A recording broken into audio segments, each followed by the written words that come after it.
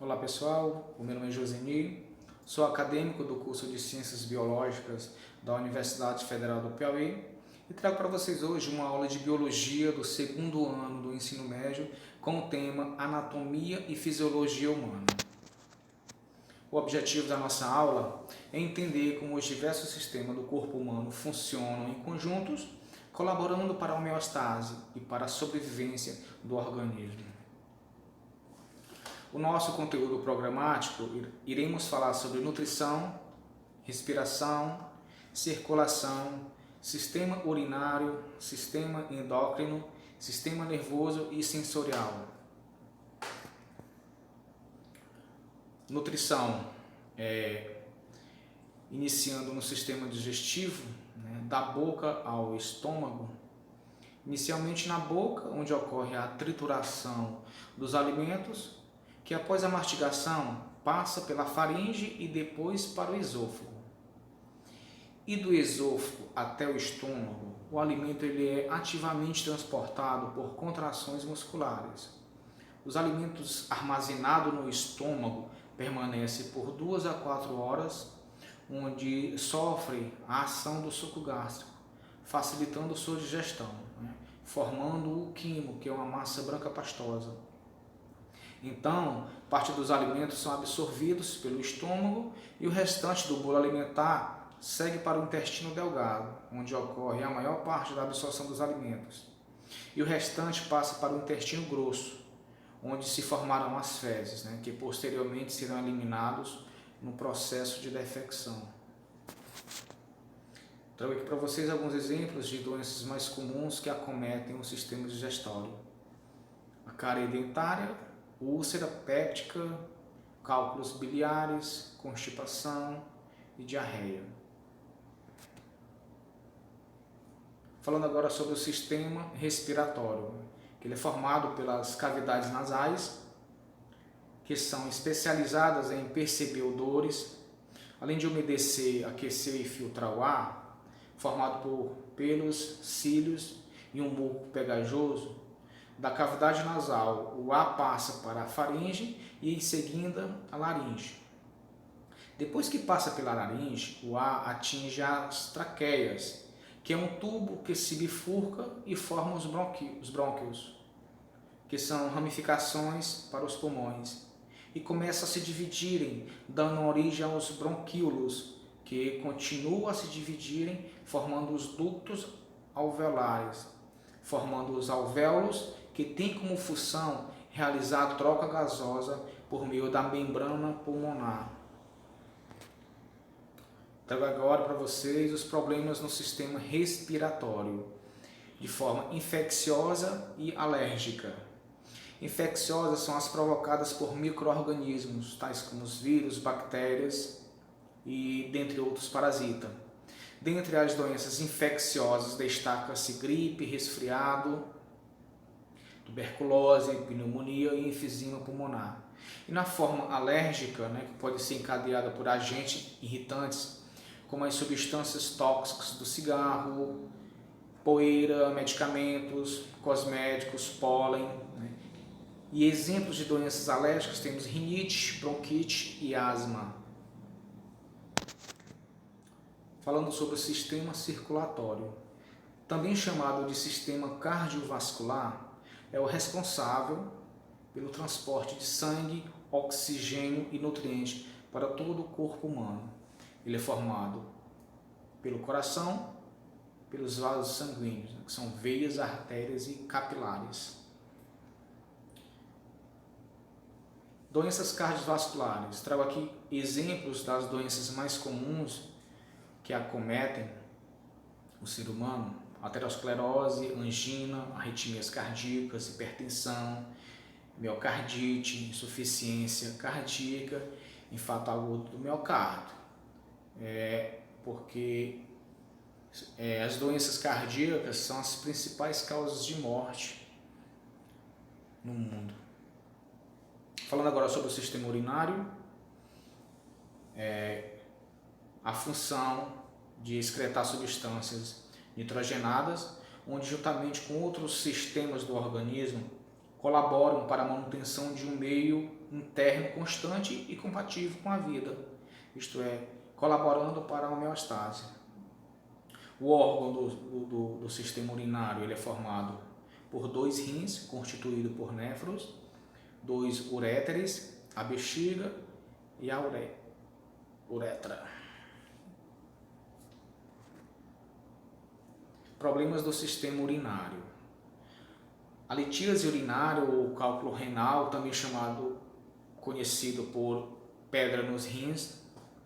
Uretrite, que é uma infecção bacteriana ou viral na uretra, que costuma ser causada por infecções sexualmente transmissíveis.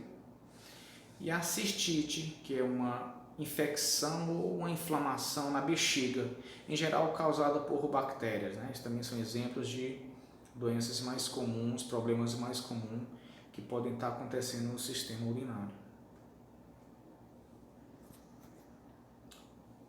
Falaremos agora sobre o sistema endócrino, né?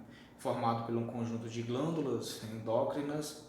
Essas glândulas elas produzem hormônios que são lançados no sangue e influenciam a atividade de vários órgãos, né?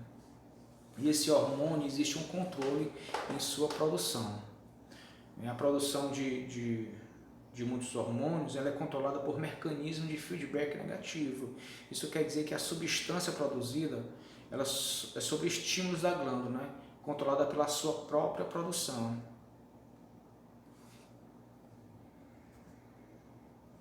Glândulas endócrinas, né? Como já falamos, a produção de hormônio que garante o equilíbrio do nosso corpo. E tenho aqui exemplos das glândulas. Glândulas pineal, é uma glândula que está localizada próximo ao centro do cérebro e produz o hormônio chamado melatonina. A hipófise, que é a glândula localizada na base do cérebro, ela é a grande maestra do sistema endócrino, controla as funções da tireoide, das adrenais, das mamas, do crescimento, do controle hídrico e do sistema das gonadas. Pâncreas.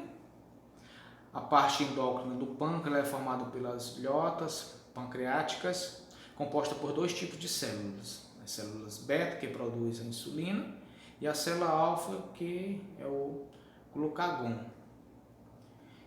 E agora as glândulas tireoides, que está situada na frente da traqueia, encravada na cartilagem, chamado proeminência laríngea.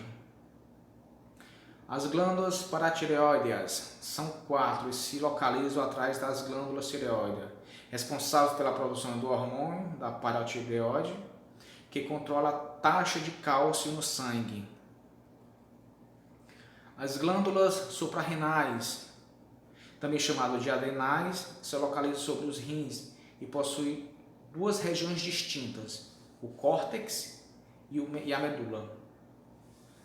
O timo, que é um órgão do sistema imune, que atua na produção de anticorpos, também produz hormônio como a timosina. E gonadas, que são testículos e ovários, responsáveis pela produção de células reprodutoras e a secreção endócrina dos hormônios sexuais. Falando agora sobre o sistema nervoso e sensorial. O sistema nervoso ele coordena as diversas funções do organismo, contribuindo para o equilíbrio. Esse sistema ele permite que os animais reajam rapidamente a estímulos do meio ambiente e pode ser dividido em sistema nervoso central e sistema nervoso periférico. O sistema nervoso central ele é formado pela medula espinhal e o encéfalo. Está protegido por ossos, a coluna vertebral e o crânio, e por 3 membranas, as meninges, que é a dura mater, aracnoide e a pia mater.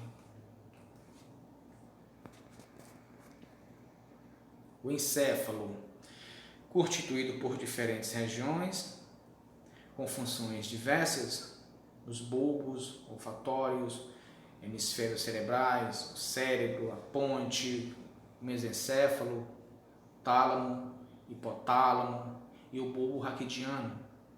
Porém, essas regiões não estão isoladas entre si. Ao contrário, muitas funções dependem do trabalho em conjunto de mais de uma delas. Medula espinhal. Está localizada no interior da coluna vertebral, assim como o encéfalo. A medula é constituída por uma substância branca, formada pelas fibras nervosas, e uma substância cinzenta, formada por células de neurônios. Falando agora sobre o sistema nervoso periférico, formado pelos gânglios nervosos, pelos nervos cranianos e pelos nervos espinhais. No sistema periférico encontram-se nervos sensitivos, que recebem informações dos órgãos dos sentidos, dos órgãos internos. Nervos motores, que levam mensagens do sistema nervoso central para os músculos e para as glândulas. E nervos mistos, com fibras nervosas, sensitivas e motoras.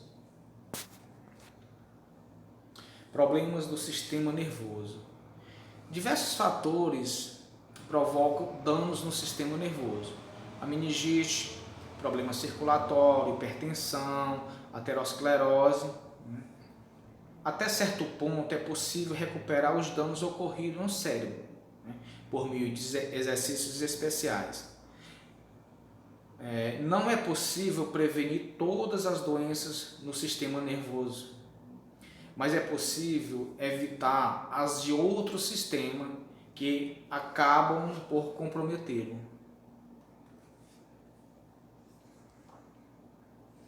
Os receptores sensitivos. Nós e os demais animais apresentamos receptores sensoriais, ou seja, estruturas que reagem às mudanças ambientais externas, que são os teroceptores, e internos, que são interoceptores, que podem ser informados por simples terminações nervosas dos neurônios ou por células epiteliais especializadas.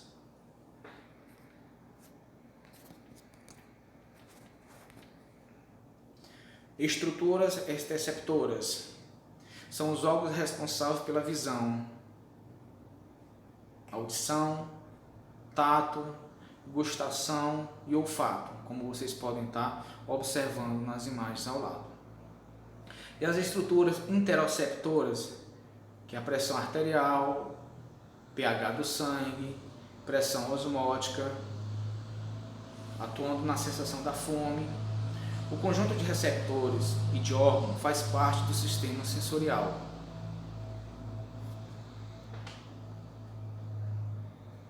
Então, pessoal, o equilíbrio do organismo, em relação à função, à composição química, mantém esse meio interno em equilíbrio. E o funcionamento correto dos órgãos e funções se dá o conceito e as características de homeostase, entendeu?